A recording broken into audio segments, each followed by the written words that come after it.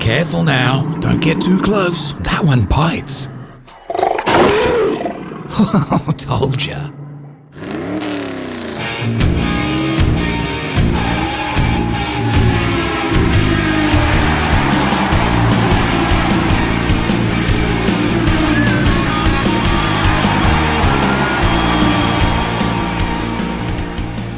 In the wake of the pulse-pounding blockbuster that was BMW versus McLaren, I thought we'd take it a little bit easy this week. Let's build one of these leftover magnetic racing kits, but which one?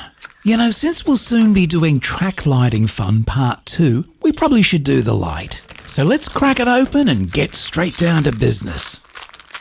And just for something different, I'm sitting outside on the back deck today overlooking the pool. The birds are out, the sun is shining, it's a fantastic day. Now these magnetic light kits are pretty straightforward. There's only about 4 or 5 MDF sheets, as well as the LED light strip. I guess you could say it's one of their easier kits, but it's still a lot of fun to put together, not too difficult. And yet these lights look fantastic on your slot car layout. And yes, I was right, there's 5 sheets in total, not a lot of pieces, and I'll be painting a lot of these as we go along. Yes, we've already established there's 5 sheets. Keep up, please. Now, before I get stuck into it, the native birds perched themselves on the back fence and gave me the death stare. Little hungry buggers they are, but they're nice to have around.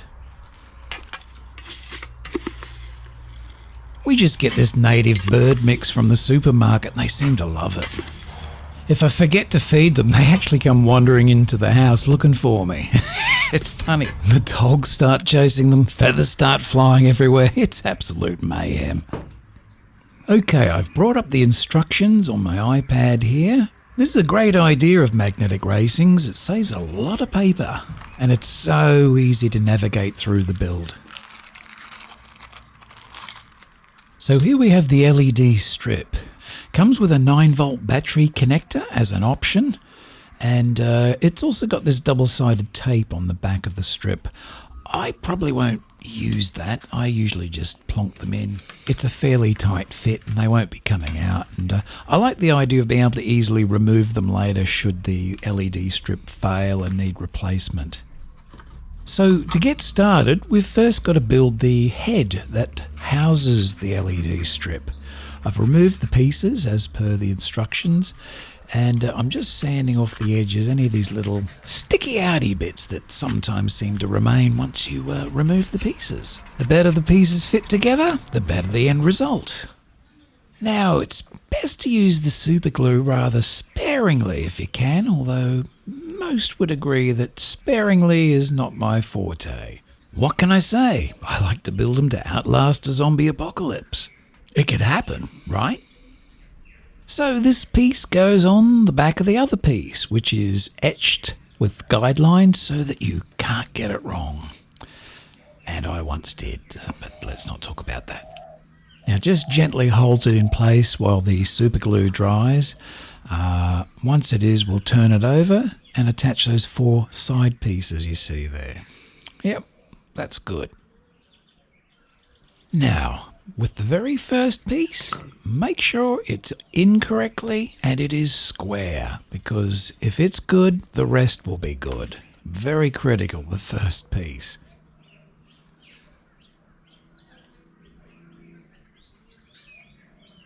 Yep, looks pretty good. And with the magic of editing, we're up to the last piece. Just like that. Gotta say, this is a lot simpler than that Ferris wheel build. Wow, that was quite a marathon. Speaking of marathons, if you haven't seen Boone's Slot Car Garage latest video, hop on over to his channel after we finish here and see his latest project. It is extraordinary. And there we have it, our finished head for the LED light strip. Now to fit it. Or do we? Let's see what the instructions say. According to the instructions, this is the ideal moment to paint. Reason being is if you do fit the light strip, See that little grid there? That fits over the top of it, and it's very difficult to paint without getting paint on the LEDs. So indeed, this is the perfect moment to do your painting. I'm just choosing that leftover grey paint I've got. It's got that industrial steel grey look. It's fairly neutral, and it seems to work well with things like light towers and whatnot. And I got plenty of it left, so why not?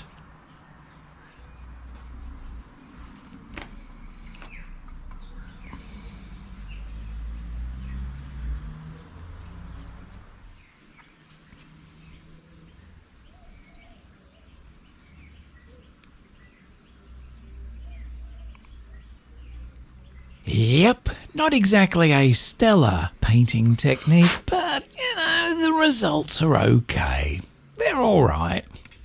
They'll do. Now, while I'm at it, I'm going to paint all the other components of the light tower, both sides of this sheet, just to get started. Once they're removed, we'll have to paint the edges as well, but doing them now will definitely speed up the entire process. Remember, we're going to sit around and wait for the bloody paint to dry before we can build anything, so let's get it all done in one hit.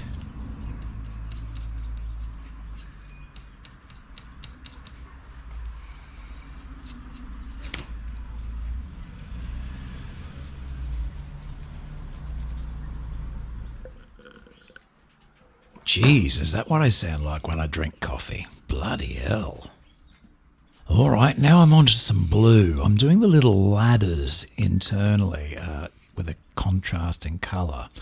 On the other light tower I did just before I did the Ferris wheel, I went with red. Now the idea is I knew I was doing the whole Red Bull racing thing, so I did the highlights on that one red, and I'm doing this one blue. Now this light tower will be in the vicinity of the Red Bull Ferris wheel as well, so it'll all fit together. You'll see when it's all in there.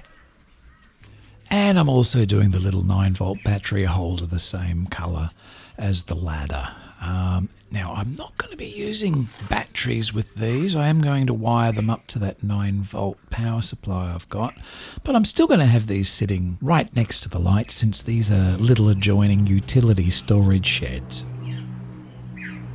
Now, finally, with the paint drying, it's time to fit that LED strip.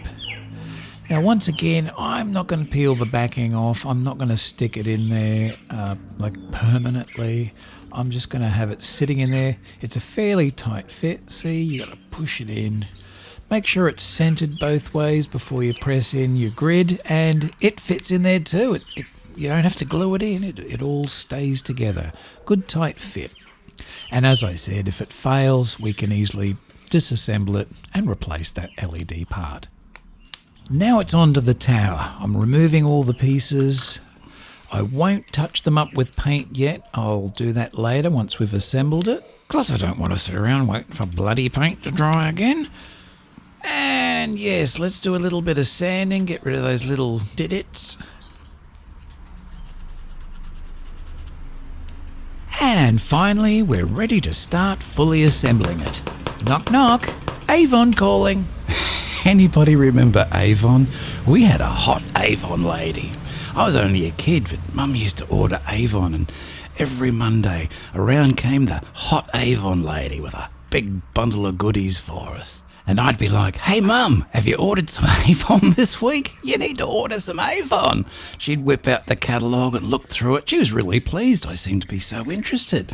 She'd even ask me, "What would you like this week?" I go, "Oh, I don't know, you choose something." And I'd end up with the Trezara wrist chain, or more bloody talcum powder, or some cologne that's totally inappropriate for a 10-year-old. Yeah, but the hot Avon lady would bring it all around, and oh yeah. My father was really worried about me though. He go, "What's bloody wrong with this kid? Why does he love Avon so much?" Figure it out, Dad. Figure it out. So after fitting these first two pieces together, you've got to attach the lighting head as such. And believe it or not, we're already just about halfway finished with this build. Pretty simple, pretty straightforward. Now, before we attach any other components, it's a great idea at this point to glue down the power cable. There's a utility ladder going to be installed in here right next to the cable, so make sure you get it right there tightly in the corner. Use some old clothes pegs to hold it in there while it dries. It's a little bit fiddly, a little bit finicky, so just take your time and get it all anchored down in tightly into that corner. As such, quite a few pegs there. Now here's why we had to glue that cable tightly into the corner. This ladder will be attached running down the middle, just like so. And if that cable wasn't across out of the way, the ladder would be too far to the left, and then you wouldn't be able to get the outer side on properly. So I've just lined it up. I've got a rough idea visually where I need to put my glue. And here we go. Another tip is make sure the very bottom rungs, the bottom of the ladder, are not sticking past the end of that bit of frame. See where there's a little lug sticking out? It's got to finish flush above that lug, otherwise it won't install into the base correctly. They go into more detail in the instructions. Now once that's all dry, it's time to put on the other side as well as the other frame components. As you can see, we're nearly there. Double check that there's none of those little didits that need to be sanded off, otherwise it's going to be a little bit tricky to fit it tightly together. But once everything checks out, let's go ahead. A little bit of super glue on these lugs, as well as all the way down that edge. Attach it by inserting those lugs first, and then the rest should line up perfectly.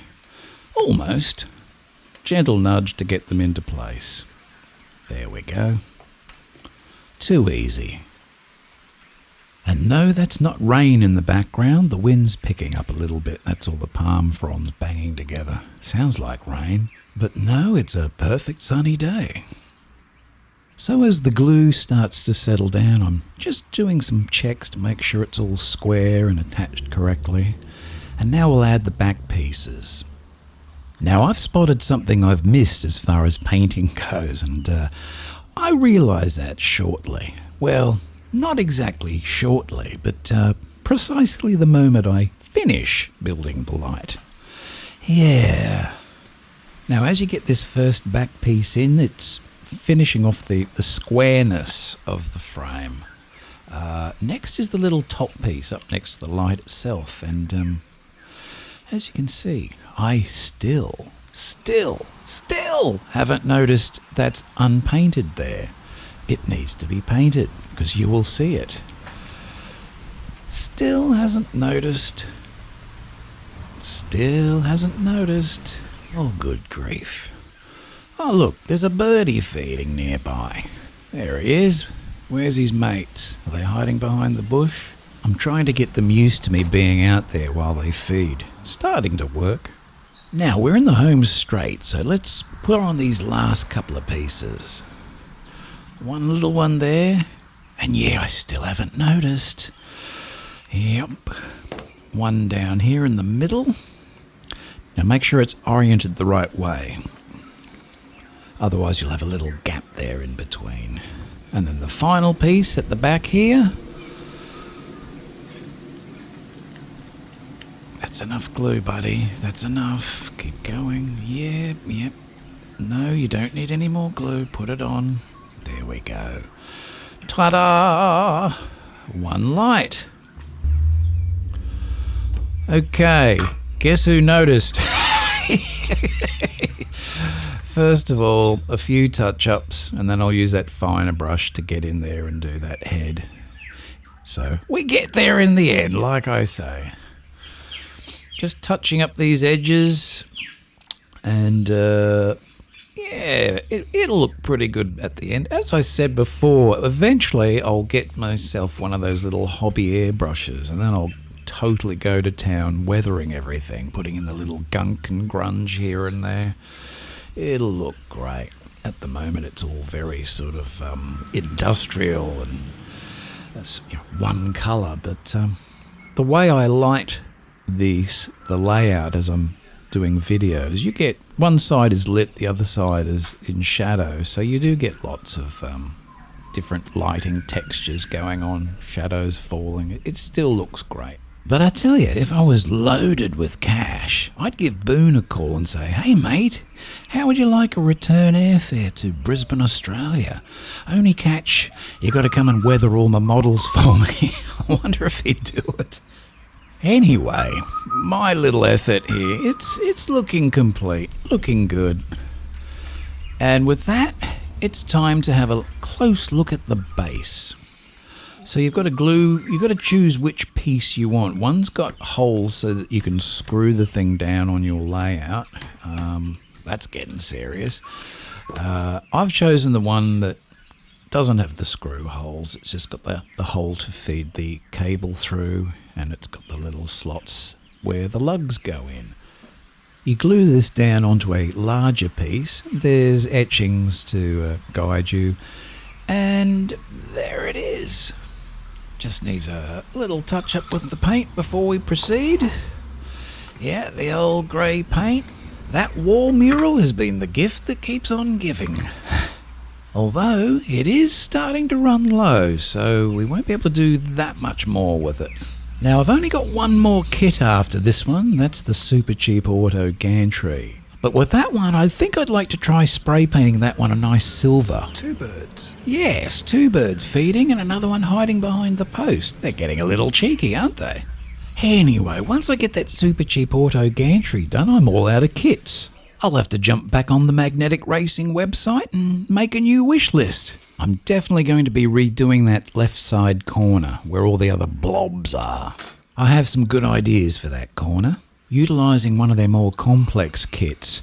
And I'd also like to get some more of these lights, but the double headers. That'd be cool. I've also figured out what to do with my little garages. I'll be installing some lights in those in the next episode. I tell you, when it all lights up, it's going to look pretty cool for nighttime racing, that's for sure. And we should be able to get some great footage out of it.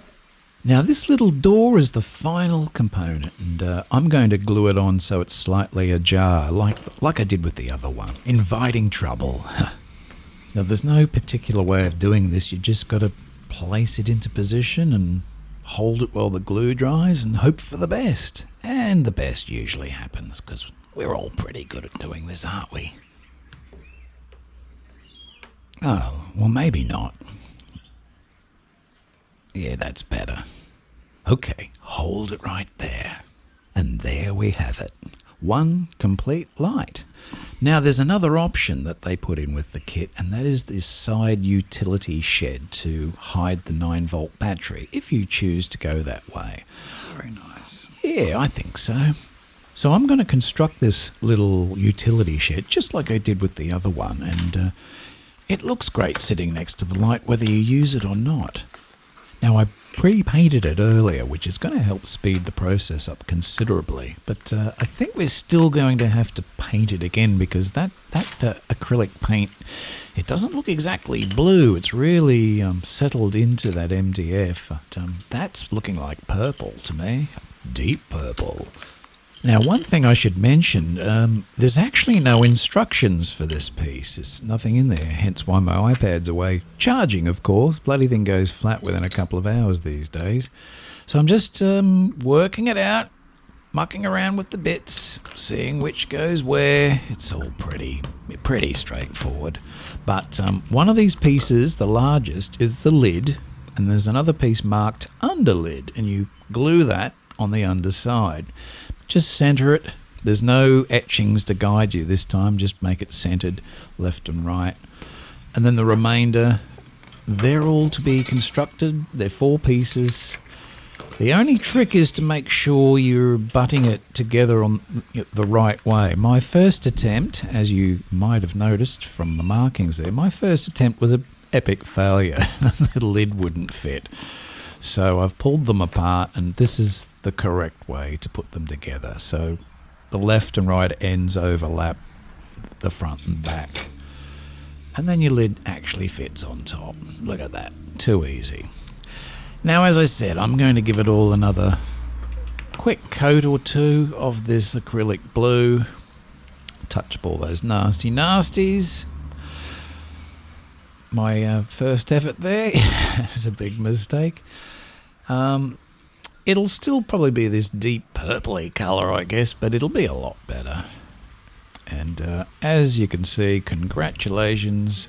Yep, we enjoyed putting it together. But where's the instructions for the utility box? Not to worry, we got it done. Look at that. One completed LED light tower. Looks fantastic. I love the design of this. I think it's the best one you can get. And that just leaves the super cheap auto gantry to put together. And then I'm in desperate need of more kits. Job well done. Beauty, mate, as we say down here. And what a perfect day it was. Look at that sunshine and look at that clear blue sky. See you next time.